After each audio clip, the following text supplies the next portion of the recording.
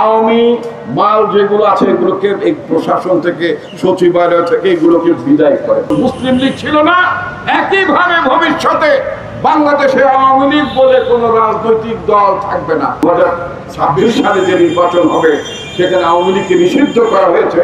আওয়ামী লীগ ছাড়া ইলেকশন করলে নাকি এই নির্বাচনটাকে অনেকটা একতরফা হবে। আমি বললাম কেন? আওয়ামী লীগ ভুল রাজনীতি করেছে, আওয়ামী লীগ মানবতার বিরুদ্ধে অপরাধ করেছে, গণতন্ত্র হত্যা করেছে, লুটপাট করেছে, জনগণের বিপক্ষে অবস্থান নিয়েছে, বাংলাদেশ রাষ্ট্রের বিরুদ্ধে অবস্থান নিয়েছে আওয়ামী লীগ। সুতরাং আওয়ামী লীগ অনিবার্যভাবে বিলুপ্তির পথে চলে যাবে।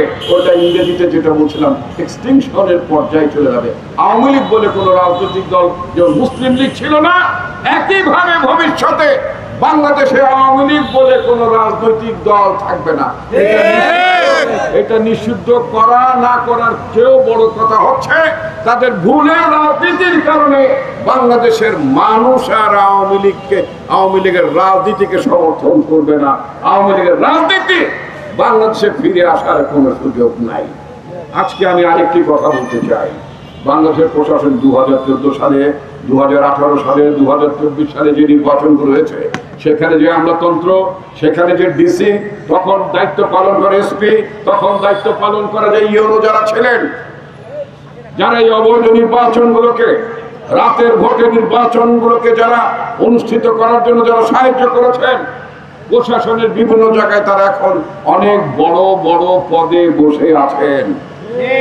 আমি দেখতে পেলাম, পত্রিকায় দেখতে পেলাম তাদের অনেকেই নাকি প্রমোশনের জন্য খুব ঘোরাঘুরি করছে, দাবি দফা তুলেছে। আরে প্রমোশন তো দূরের কথা, 14 সালে কি আকাম করছো, 18 সালে কি আকাম করছো, 24 সালে কি আকাম করছো? সে আকামের জন্য জবাবদিহি করতে 2জন ব্যক্তিকে কেবল ধরেছেন, নুরুল হুদা এবং হাবিবুল আউয়াল। নুরুল হুদা 2জনই কি অবৈধ নির্বাচন করতে পেরেছে? জনগণের ভোটাধিকার কেড়ে নিচ্ছে 2জন মানুষ মাত্র। বাকিরা ওই ডিসি যদি সাহায্য না করতো, ওই রিটার্নিং অফিসার যদি বলতো, যদি সার্টিফিকেট না পাঠাতো যে নির্বাচনে 110% ভোট করেছে, এই কথা তো ডিসি এসপি যারা ছিল নির্বাচনের দায়িত্বে তারাই তো করেছে। তাদেরকে কারাগারের বাইরে রেখে, তাদেরকে প্রশাসনের চেয়ারে বসিয়ে শুধুমাত্র 2জন ব্যক্তিকে সাজা দিলে আর গলায় জুতার মালা পরালে তো হবে না।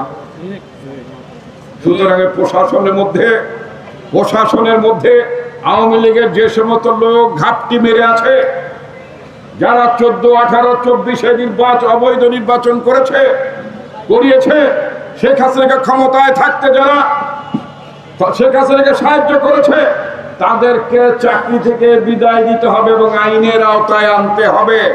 বাংলাদেশে বহু যুবক আছে, বেকার যুবক আছে, চাকরির কোনো সমস্যা নাই, নতুন করে চাকরি দেন। আর এই সমস্ত আওয়ামী মাল যেগুলো আছে এগুলোকে এই প্রশাসন থেকে, সচিবালয় থেকে এগুলোকে বিদায় করেন।